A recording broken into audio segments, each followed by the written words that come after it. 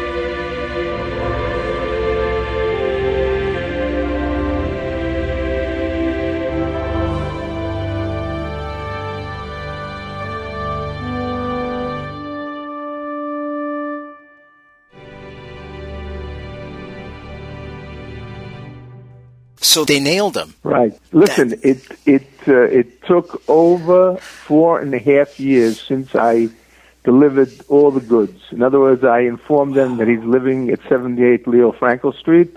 Yes, sir. That he was convicted. We got the original verdict, sent it to them, and I was beginning to wonder when, if ever, this is going to happen. In the meantime, as you know, he sued me for libel. Let's talk about that. The libel being that I exposed him as a Nazi. How can that be libel if it's the truth? Right, exactly. Can we talk about that case, sir? And sure, of course. It's a great pleasure. Okay, great. How did it start off? How did you become aware of this piece of work, for lack of a better way of putting it? Listen, this has got to be, I'm telling you from my experience, 30 years, this is really one of the most amazing cases, because it began with an email from a young man in Scotland who had a Hungarian girlfriend, who wrote us that the Hungarians in Scotland often gather for social events, and among the participants is an elderly Hungarian who brags that he actively was involved in the deportation of Hungarian Jews to Auschwitz. And he bragged about it. One second, this is not Kapiro. One second, this is not Kapiro. I'm sorry. Okay, and this guy wrote to us, and I'll never forget his email. He wrote, maybe someone over there can research this and shut this guy up. That was the way he formulated his request. In any event, he told us, he wrote that the guy's name was Stephen Brandon, which of course is not a Hungarian name. So I immediately wrote to him. I said, I need his real name. And, we want to know where he was involved. He gave me his address and his Hungarian name, which was István Bajdassel. And we started looking for him, but because he didn't know where he was involved. And this created quite a bit of a research problem, because obviously it's a hell of a lot easier to find someone if you know exactly where he served. And then you can, seek out witnesses, documents much more easily than if you're looking for an entire country. So I went to Yad Vashem, the Israeli Research Center Memorial, and I had the help of their expert on Hungary, Dr. Bar Shaked, and we were looking, and we couldn't find anything on this guy. All we knew, he was a master sergeant in the gendarmerie, and he had bragged that he had been involved in the deportations to Auschwitz. In any event, a couple of months later, a Scottish journalist came to Israel to interview me, and I told him about this story. And I said, listen, do me a favor. Call this guy up and tell him you want to do a cover story, not a cover story, you want to do a magazine story on the Hungarians in Scotland. He'll probably invite you to his home. While you're there interviewing him, stick in a question that would help us find out where he was stationed and during the time of the deportations, because it was the gendarmerie who organized the deportation of 437,000 Hungarian Jews to Auschwitz in the spring and summer of 1944. So the journalist, his name is Michael Turney, he worked then for the Glasgow Herald, really, really terrific guy, immediately volunteered to carry out the assignment.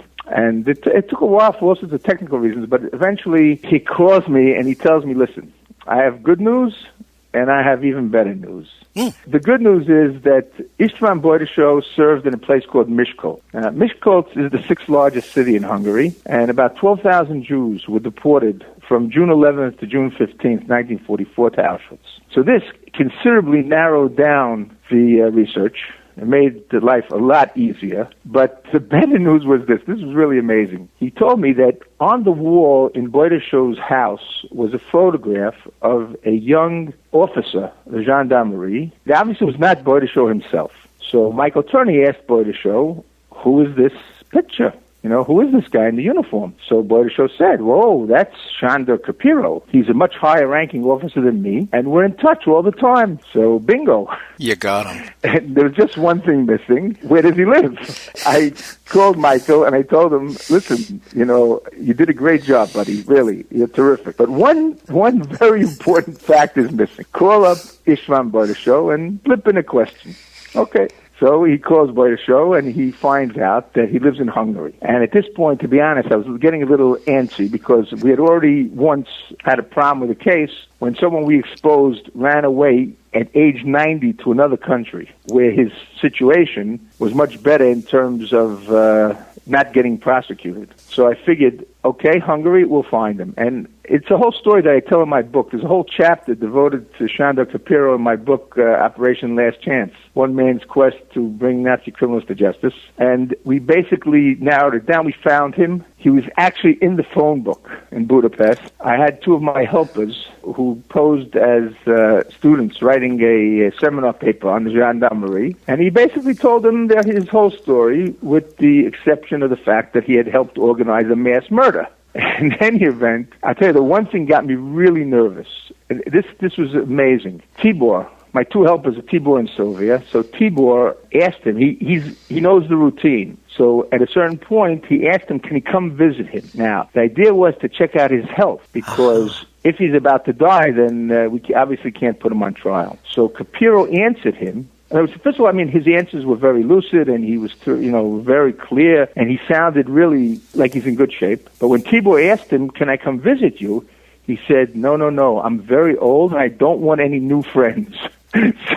So listen, I swear to you, Brent, from that minute, for the next 2 months, I had the worst stomachache I've ever had in my life. I was just nervous that here we found this big fish and we may blow it. So what happened was this. The day before I was supposed to meet the prosecutors and hand in the documents, Sylvia and Tibor took me on a little excursion. They wanted it to be a surprise. They didn't want to tell me where we're going. So we were in Pest. We took a streetcar over the Danube. We're in Buda. We're walking. All of a sudden I take a look at the street sign. Leo Frankel Street. I said, whoa, 1 second. That sounds familiar. That's where Capiro lives. Right. Okay, they're taking me to his house. Okay? So we go to his house. He lives in an apartment in a brownstone. And, of course, his name is on the bell outside. The idea was not to confront him at this point, but just to sort of, look around.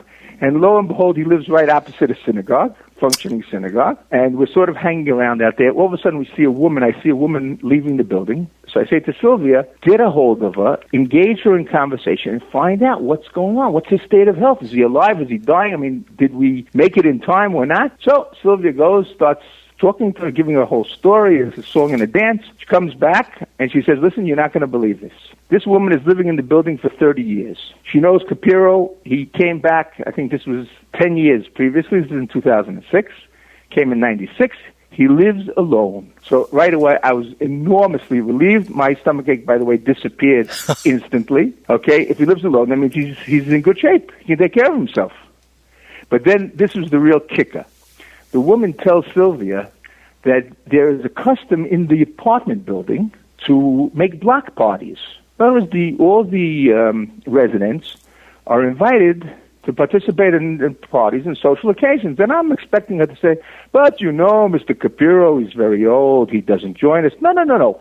It's Sándor Capiro who organizes the block parties. So the next day, I was able, with great glee, to tell the Hungarian prosecutors that Chando Capiro should not be making parties at 78 Leo Franco Street. He should be making them in the Budapest jail. What was their reaction when you told them that? They got a good chuckle.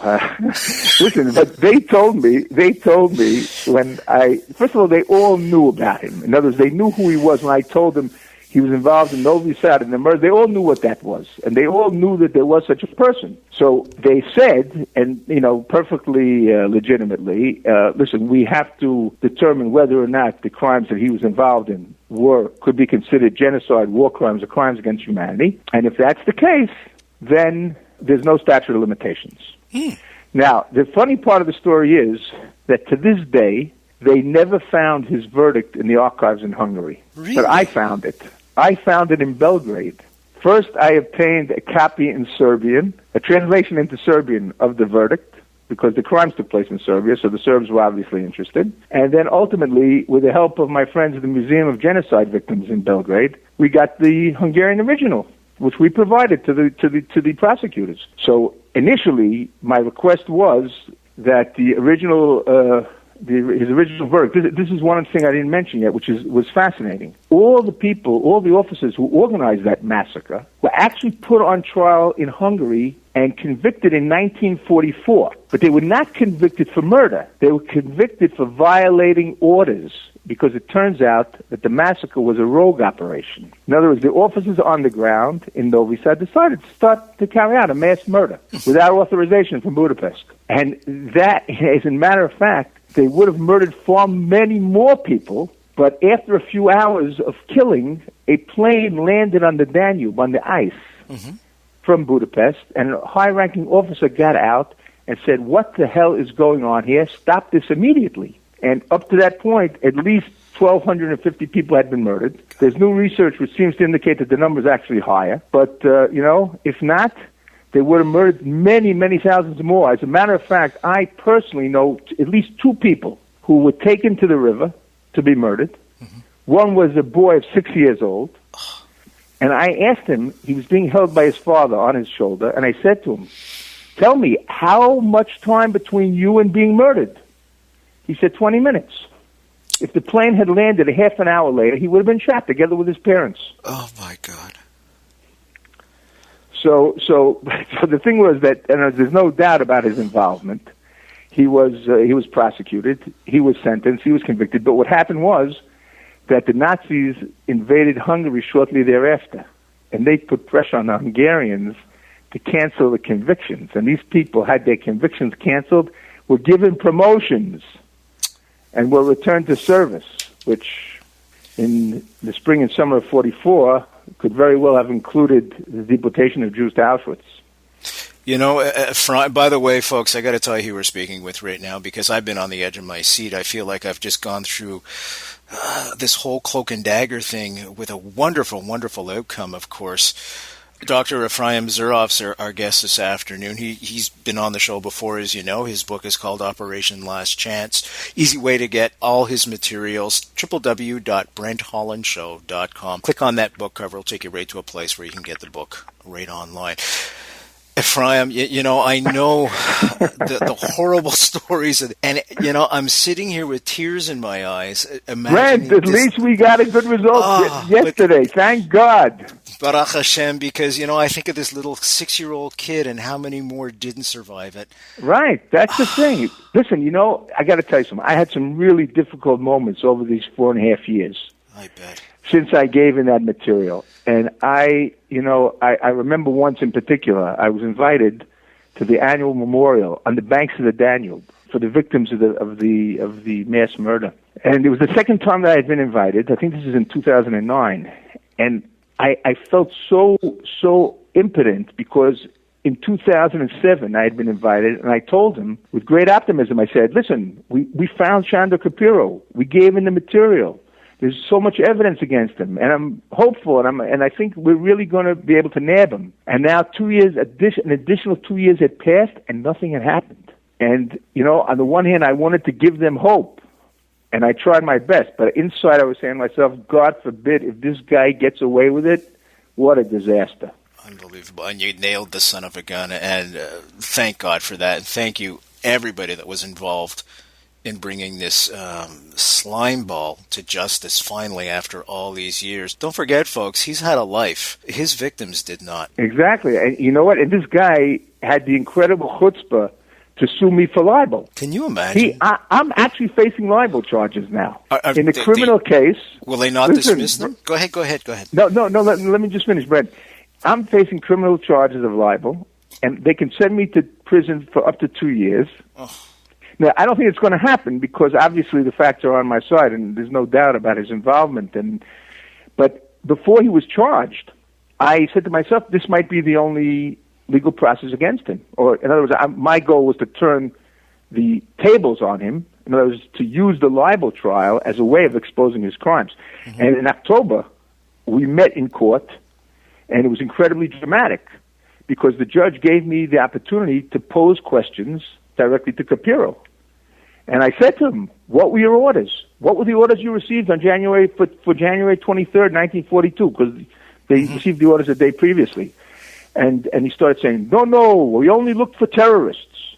We only looked for terrorists. 6-year-old I was saying to myself, like the 6-year-old boy who I met as an adult who was 20 minutes away from being murdered. And then I said to him, are you aware of the fact that men, women, and children and elderly were murdered there?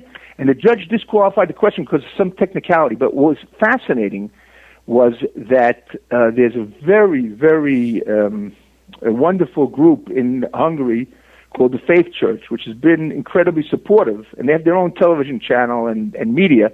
And one of their reporters got a hold of Capiro at the end of the hearing. And she said to him, Mr. Capiro, do you have any regrets? He goes, no, I don't regret anything. I did my duty. Unbelievable. It was all captured on film. Amazing. Absolutely amazing. Now, Efraim, you've met millions of these, not millions, but hundreds of these. Thank God for that. But you've met a lot of these crazy fanatics over the years. Is this a source of pride for them, something that they want to brag about? Like you mentioned before, the guy was bragging about in Scotland how he had transported people to Auschwitz. Right. Listen, we have cases like that. I think my greatest achievement, or certainly one of them, was helping to bring the Commandant of Jasenovac, that terrible camp in Croatia nicknamed the Auschwitz of the Balkans, to trial in Croatia. And I'll never forget, and I tell the story in the book. It's very dramatic. We sent a journalist. He had run away to Argentina. We tracked him down to Argentina. We found him in a place called Santa Teresita. And before this encounter with him was organized, the journalist went to Belgrade to meet survivors of Jasenovac. And we arranged for him to meet with people who had survived the camp and seen the atrocities and, knew the story so well. And he goes to Šakić's house. He knocks on the door. And Šakić comes to the door. Of course, he didn't call him ahead of time to let him know that he's coming, right? And he comes with a TV crew. And, are you Dinko Šakić? Yes. Do you mind if you were the Commandant of Jasenovac? He goes, yes. Do you mind if I ask you a few questions? By all means, come in. They're sitting in his living room, and the following conversation takes place, more or less. Tell me, Mr. Šakić, you were the Commandant of Jasenovac. How do you explain the terrible atrocities that took place in the camp? So Šakić says to him, Jasenovac was a penal colony. Every country has penal colonies, and every person who was in Jasenovac deserved to be there. So the journalist Jorge Camarasa says to Šakić and says, listen to me, you can't fool me. I met with Josef Ehrlich, a survivor of Jasenovac. I met with other survivors of Jasenovac. I know exactly what happened. I know about how they tortured the inmates, killed them in ways special ways they invented to prolong their suffering. So Šakić says to him, I'll never forget this as long as I live. He said, you don't understand. The problem with the Jasenovac was they didn't let us finish the job. Oh, my God. At least 100,000 people murdered there. Oh. Serbs, Jews, Gypsies, and anti-fascist Croatians. In other words, they even murdered their own people who were opposed. The country was run by the Ustasha, the Croatian fascists. Their goal was to get rid of all the minorities, and they set up a whole series of concentration camps all over the country. Jasenovac was the biggest, the most important. But I want to add one little anecdote that I think our listeners will appreciate. Sure, go ahead. Shakich had married in the camp. In other words, he met his wife in the camp. And listen. And a journalist got a hold of his wife right after he was exposed. And he asked the wife what she thought of these accusations against her husband. So Nada Shakich said, and at this time we didn't know what she had done during this period. We weren't sure yet. She said, "My husband is as innocent as a breastfeeding baby." P.S. Nada Shakich was a guard in the women's camp. And her brother, her half-brother, was the commander, the director of internal security. In other words, she was in charge of all the concentration camps. His name was Max Luburic, one of the most bloodthirsty murderers in Croatia, a country full of murderers.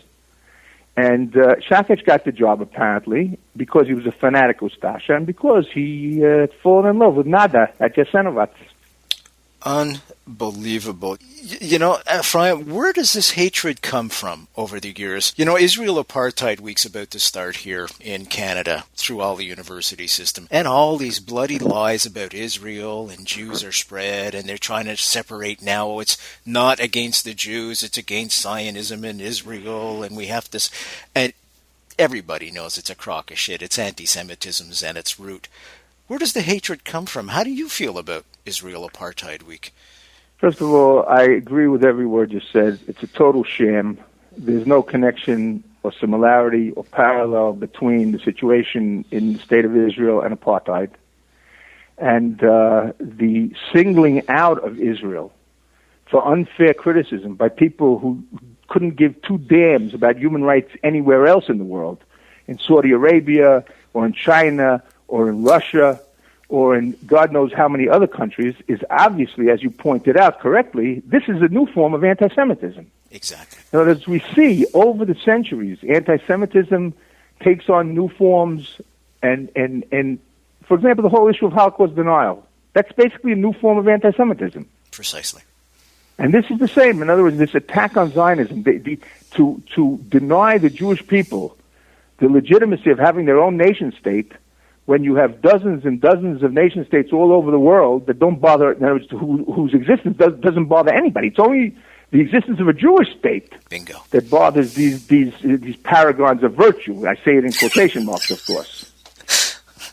Precisely. Folks, we're speaking with Dr. Efraim Zuroff. He's the world's leading Nazi hunter. He took over the work. You know, Tom Segev, folks, was on the show, 3-4 weeks ago, I guess now, about his new book, Simon Wiesenthal, and he was the first Nazi hunter, of course. And Mr. Zuroff has taken up that torch, and wow, is he marching forward. This is such great news, my friend, about this. You know, I search for words to try to be polite over the radio about these guys, but they are nothing but the scum of the earth. And, you know... Listen, that's exactly the point. I want to tell you one thing that in that context is very important. One of the things that I've done is I've identified a syndrome, which I call the misplaced sympathy syndrome. In other words, when these Nazi war criminals are about to go to court, they make every effort to try and look as sick, frail, and unfortunate as possible in order to arouse sympathy and get people thinking maybe this is not such a good idea to put them on trial. But the truth of the matter is, what I say is this. When you look at a person like this, don't look at him and say, look, he's shaky, he looks frail, he looks weak. Think of a young man at the height of his physical prowess who devotes all his energy and strength to the mass murder of innocent civilians. He's still the same. That's what man. you have to think. That's right. He is These still are the last people on earth who deserve any sympathy, because they had absolutely no sympathy for their victims. And it's like Simon Wiesenthal said, it's not about revenge, folks. It's about justice. Not at all. Justice. It's about justice. Right. And as Deuteronomy tells us, justice shalt thou pursue. And the interesting part is that it's so true. In other words, justice doesn't come easily. Justice doesn't arrive automatically. We have to pursue it. And that's the work that the Simon Wiesenthal Center does.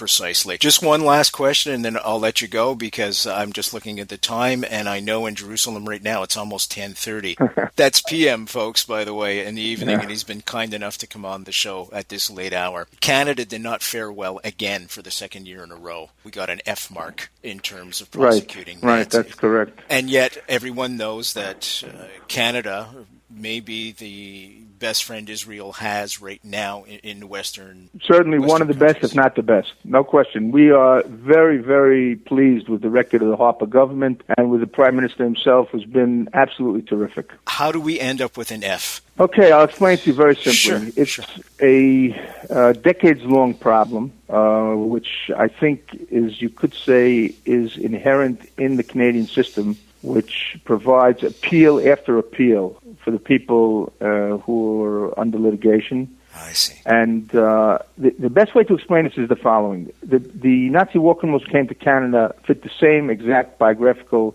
profile as the ones who went to the United States. They're not Germans and Austrians. They're Hitler's Eastern European henchmen. Security police, concentration camp guards, things of the sort. In the United States, at a certain point, they streamlined the appeal process and lowered the number of appeals from 7 to 3. In other words, obviously everyone deserves an appeal, or more than one appeal. But if you're going to give a guy 7 appeals, they'll just wear the process out and never get kicked out. In other words, the Canadians and the Americans both apply immigration and naturalization legislation. In other words, they punish people not for the war crimes, but for immigration and naturalization violations. I see. In the States, because the crimes were committed overseas and the victims were not American, this is what I jokingly refer to in my book as the Al Capone compromise. In other words, the same way that they nailed Al Capone on income tax evasion instead of murder, so too they get these guys on immigration and naturalization violations. In Canada, they originally passed a law calling for criminal prosecution in Canada, but then they lost the Finta case, and the only defense that Finta had was superior orders, by the way, which was never accepted in any other court in the world. So once they saw that superior orders was accepted, they realized they couldn't possibly successfully prosecute anybody on criminal charges, so they did the right thing, and they switched to in other words, they adopted the American system of prosecuting people for immigration and naturalization violations. Now, the Canadians, over the years, have succeeded in stripping 8 people of their citizenship, and many of them quite some time ago, but none of them have been kicked out, and many of them have died in the process before they could be kicked out. Whereas the Americans have a terrific record. They've stripped more, I think, 75 people of their citizenship, kicked out 60 already, and have taken successful legal action against 107 Nazi war criminals. Okay, so that explains it very, very well. As always, isn't he something else, folks? Dr. Efraim Zuroff. And thank God we have a guy like this around to chase after these slime balls and bring justice to the most horrific moment in all of human history. I want to thank you so much for your work. Mazel tov, mazel tov, mazel tov. That is fantastic news. Listen, Brent, it's with the help of people like you and your show that we're fighting the good fight. And I want to thank you personally. Thank you, sir. For your own efforts, not only for the issues related to the Holocaust, but very importantly for defending the wonderful democratic state of Israel. Absolutely, and I will always do that to the day I die, without question. All the very best, my friend, and thank you again. And do stay in touch. Anytime you want to come back on the show, you know it's an open forum for you. Anytime you want to get Okay, thank you very much. God bless you, my friend, always. You too. Shalom. Shalom, shalom.